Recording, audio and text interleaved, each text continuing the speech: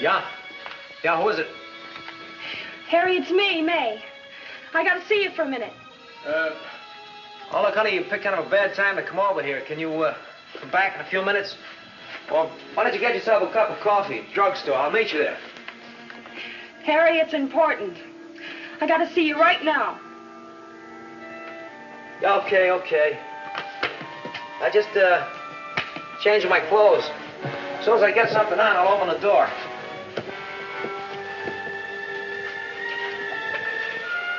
Okay, honey. Guess I'm about ready now.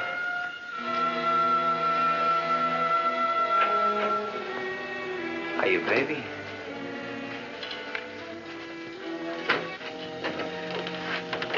What's the matter, kid? What gives? Harry, were you ever sent to prison? Huh? Were you, Harry? Were you ever in prison? Were you ever a crook? What's the matter, kid? Who's been talking to you?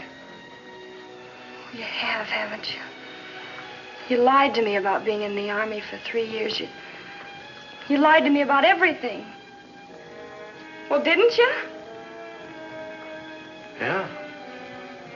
Yeah, I guess I did. When a person deliberately lies about his past history or hides his present activities from his most intimate friends, the chances are he doesn't want law enforcement officers to know about these activities. At least that was the story in the case I'm going to tell you about now in my role as Chief of the United States Secret Service. A case which involved a young man who told a great many lies and tried to keep one secret too many. This is Treasury File 8196, United States Secret Service. The case of the steady hand. Will you stop that crying? Just because some punk told you I'd done time once, that ain't no reason to go to pieces. I can't help it. Oh, May, will you cut it out? Look, so I got a record. So I stole a car once. I held up a store. That was 4 years ago. But you never told me. You never told me you'd done anything like that. Well, why should I? Being a nice kid like you, I ain't gonna queer myself right away by telling I'm an ex-con. But it isn't right away. We've been going together for practically 6 months. I figured we were engaged. So what? The guy who's been in jail can't get engaged? Besides, why should I tell you what I've done before, where I've been, huh? But there's plenty you ain't never told me. Well, that isn't so. You know all there is to know about me.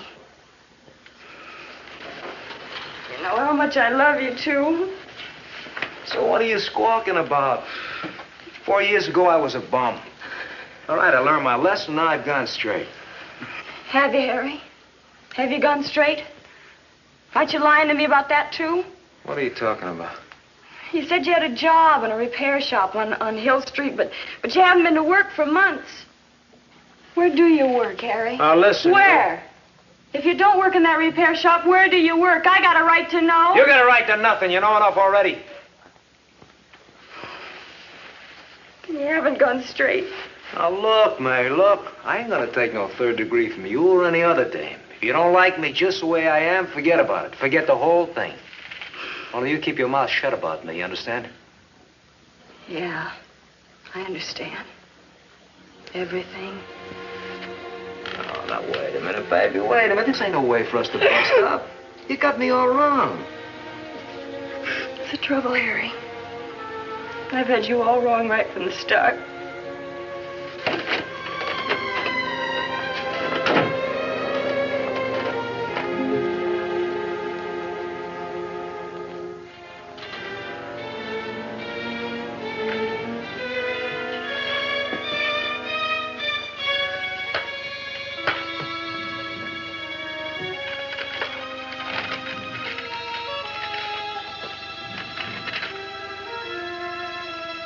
Are you Harold S. Hampton? Yeah, that's right. On the 14th of May, Harry Milan forged the name Harold S. Hampton to 3 United States savings bonds which had been stolen from the real Mr. Hampton only 48 hours before. A report of this robbery had already been sent on to Washington by the Detroit Police Department. I was immediately informed.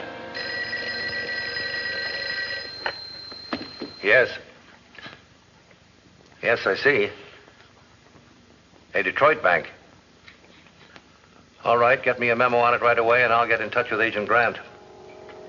Right. Agent Grant of our Detroit office had been informed of the robbery on the previous day. And when I notified him that the bonds had been redeemed, he proceeded to the bank where they were cashed to obtain a description of the man who had cashed them. The teller's description, however, was not distinctive enough for positive identification. And Agent Grant decided to visit the man who had been robbed, Mr. Harold S. Hampton, a Detroit businessman whose wife had died only a week before. It was while he was attending her funeral that his home was robbed. I'm sorry. Sorry. I'm getting used to it now. Just wish he hadn't taken her ring and her watch. I wanted to keep them. It's about all I had left of hers. Well, perhaps the police will recover them for you someday. I hope so. And if you ever catch him, don't bother about the bonds or the money. Just make him give back the ring and the watch. Yes, sir. I'll try.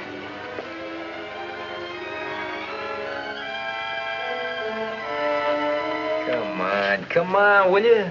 How many times you gonna look at this stuff before you give me a price on it? All I'm asking is $50 for it. Are you kidding? The watch ain't even gold. The stone? From hunger. $50, Benny, it's worth 4 times that much. I ain't running a store, kid. Fencing stuff like this is asking for trouble. How hot is it? Oh, look, if I knew you were gonna make that much fuss about a few lousy... Kid, I'm just asking you a simple question. How hot is it? And how hot are you? Cold as ice, Benny. They don't know the first thing about me. Okay. I'll give you $30. Take it or leave it. It's a deal.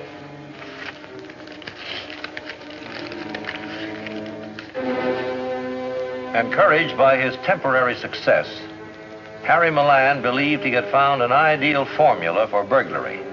And for the next few weeks, he continued to use his same heartless method of operation, looking up funeral notices in the newspapers in order to find empty homes which he could burglarize, and then robbing these homes while their occupants were attending the services.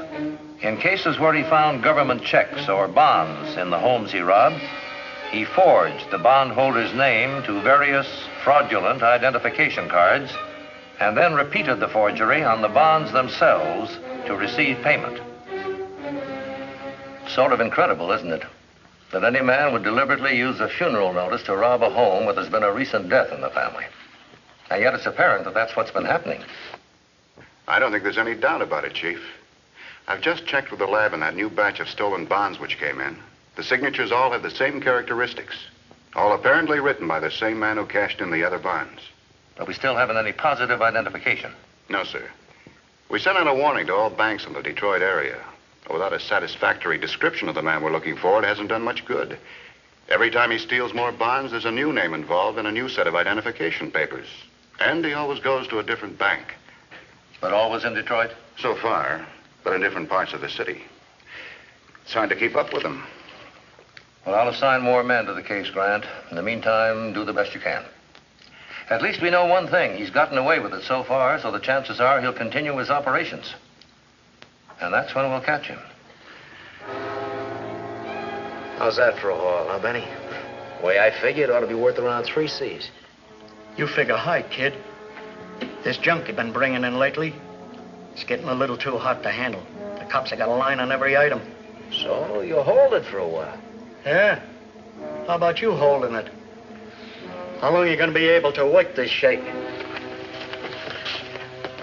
Better take it easy for a while, kid. Keep on like this, you're going to walk right into a cell. Who says this guy is me? Quit kidding, will you? I'm just trying to keep you out of trouble. A guy like you can be dragged in on a lineup any minute.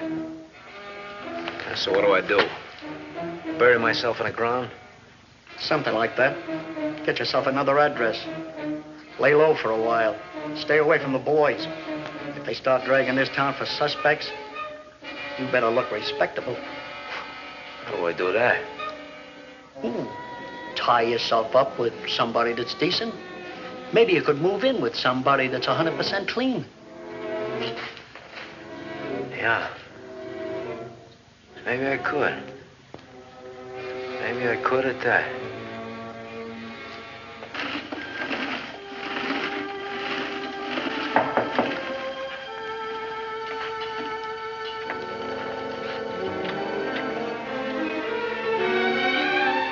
Harry. How you, May? How you been, baby? Fine, I guess. How are you? Okay. It's been so long since I've seen you. I feel like I don't even know you anymore. Yeah, it has been a long time. 7 weeks. Huh? You been counting them? Felt so bad about walking out on me. Why'd you come back? Well, I did come back, Harry, but you weren't there, and so the next time I went back, I left a note, but I guess you didn't get it. No, I guess I didn't. It's too bad. I missed you. Yeah. I wanted to tell you how sorry I was about the way I talked to you. About you being in jail, I mean. Well, I was ashamed of myself. The least I could have done was given you another chance. Ah, forget that, baby. Forget it. I know you weren't really sore at me. As a matter of fact, that's why I came back. I kind of figured you and I'd pick up where we left off.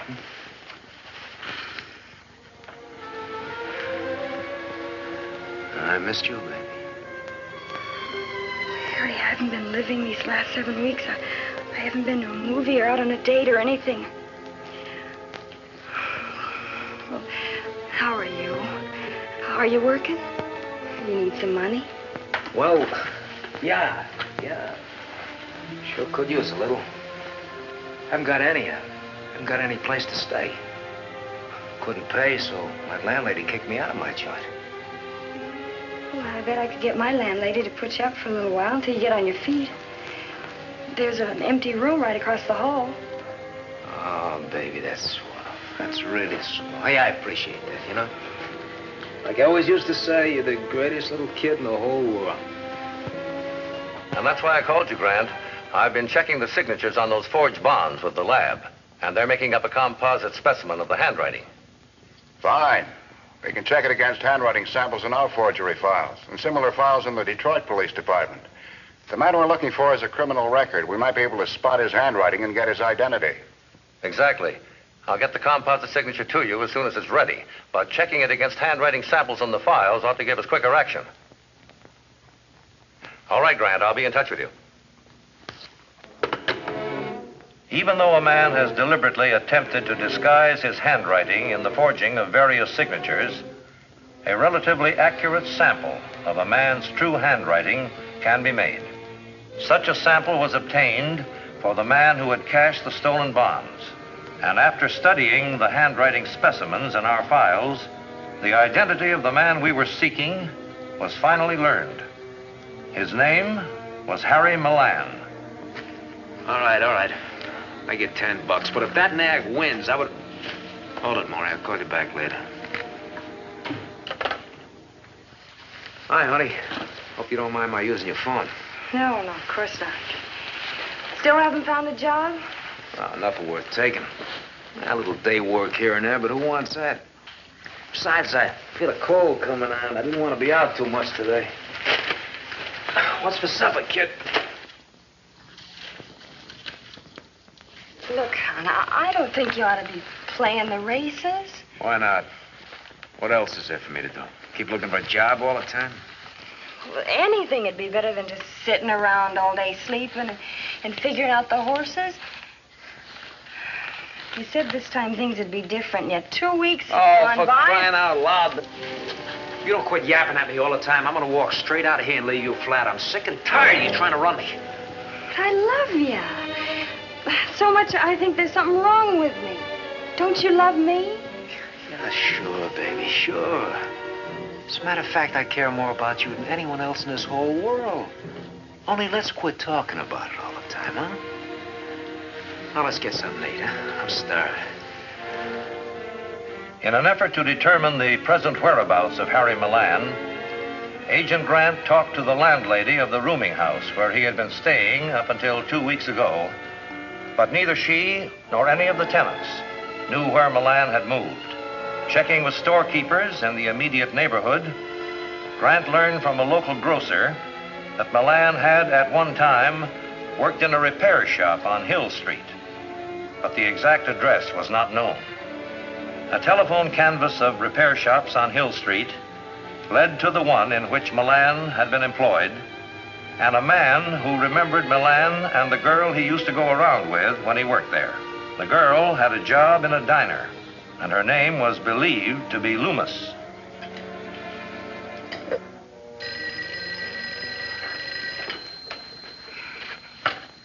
Hello? Yeah, Fred, this is me. Who? The Secret Service. Well, what'd they want? Well, yeah. When they get there, would you find out? I'd like to know. Yeah, I'll be home.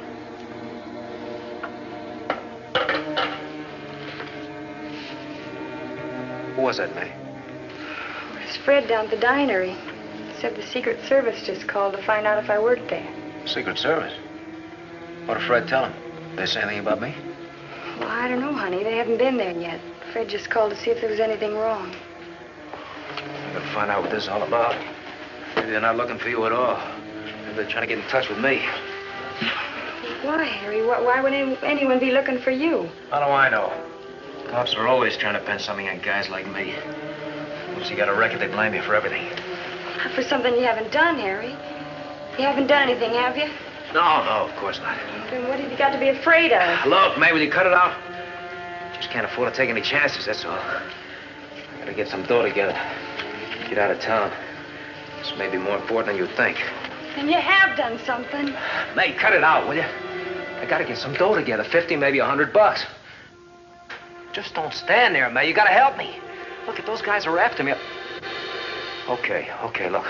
I did do something wrong. I cashed a bond for a friend of mine. I didn't find out till later it was forged. You gonna let me go to jail for a thing like that? I thought you said you loved me. I thought you wanted to marry me. Okay, Harry, just tell me what you want me to do. Oh, baby, just give me 10, 20 bucks, whatever you got, as much as you got. I gotta get out of town. You got much money.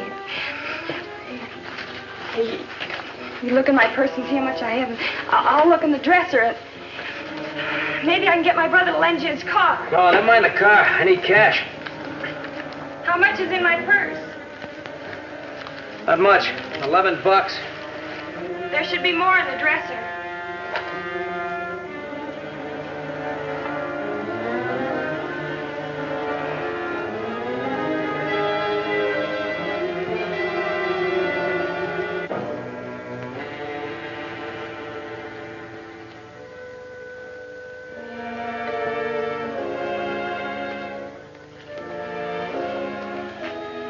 All I got is $7. Oh. Well, maybe that'll be enough with what I got here. I'll borrow the rest somewhere else. Where? Who'd be fool enough to lend you any money but me? What? I got friends, huh? Friends? You got friends, Harry? The way you treat people? The way you do them for anything you can get? What are you talking about, May? What are you trying to say? Oh, it's no use saying anything, Harry, because you wouldn't understand. You're like a grubby little animal that grabs at any kind of food in sight just to keep on going. You take this, take that, love, money, anything. You don't care, Harry, because you never done anything for anybody as long as you ever lived. Yeah? But what's anybody ever done for me? Even you. Even you. Guy gets in trouble. What do? You kick him when he's down. You tell him he's no good. You're like everyone else. You don't want me to get a break. You want me to keep on doing what I've always done. I don't. I just can't make you change. Then leave me the way I am. But stop telling me how you love me all the time. If you really love somebody, you stand up for him. Tell him how good he is. You let him know there's one place in the whole world where he's safe. Where you don't have to fight and you don't have to steal. You don't have to act like a rat. Even a rat's got a place to stay, kid. Even a rat. Harry, I'm sorry. I should have never talked to you like that. Oh, it doesn't make any difference anyway. Everything you said above me is the truth. It's never any good. I'll never be any different. Yes, you will, Harry. You will, and you will come back to me. You come back to me right the next time, won't you? I'll be waiting for you. Will you, baby? I gotta run now, kid. I'll call you from the bus station, huh? As soon as I get there, as soon as I get my ticket. Baby, I'll be seeing you, huh?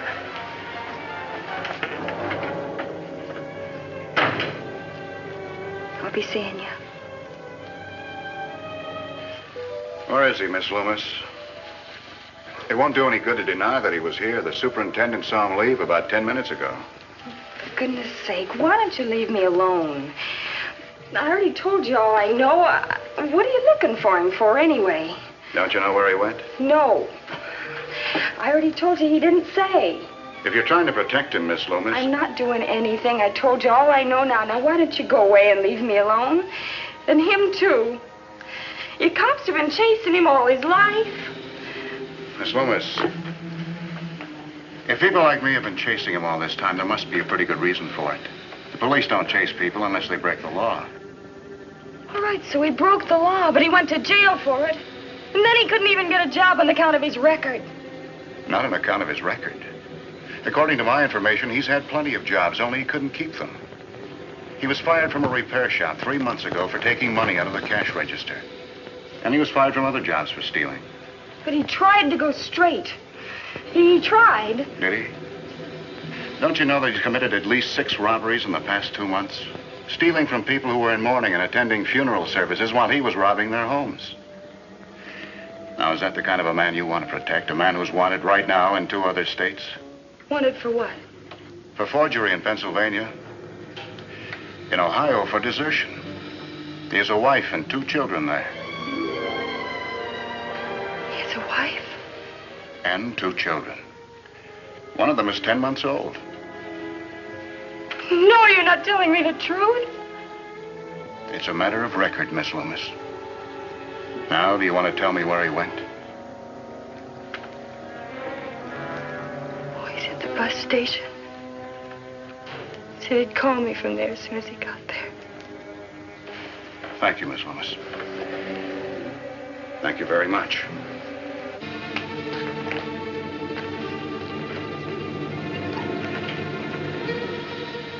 No, I don't need a round trip. Just one way, please. Just a moment, Mr. Milan. What? United States Secret Service. I have some questions to ask you. Better come along. What's the idea? What have I done? Well, I don't think we better discuss it here. Are you coming? Oh, wait a minute. I just bought a ticket for Cleveland. Now, you better return it, Mr. Milan.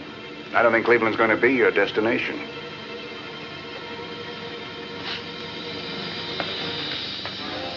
Harry Milan was subsequently indicted for stealing and forging United States government bonds. His signed confession attests to his guilt, but he has not as yet been brought to trial on this charge. He was first tried for burglary in a Michigan state court, where he was convicted on 7 counts and sentenced to a state penitentiary for a term of not less than 8 and not more than 12 years.